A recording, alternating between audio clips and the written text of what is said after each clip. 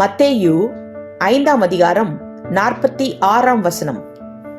உங்களை சிநேகிக்கிறவர்களையே நீங்கள் சிநேகிப்பீர்களானால் உங்களுக்கு பலன் என்ன? விளக்கம்: விரோதமாக தீங்கு செய்கிறவர்களை நாம் ஏன் நேசிக்க வேண்டும் என்று யோசிக்கிறோம். நம்மை பகைக்கிறவர்களை நம்மால் நேசிக்க முடியாததுதான். ஆனால் நம்முடைய பாவங்களை இயேசு மன்னித்தது போல நாமும் மற்றவர்களை மன்னித்து அவர்களை நேசிக்க விரும்புகிறார். நாமும் அவருடைய அன்பு கட்டளைக்கு கீழ்ப்படிவோமாக. ஆமென்.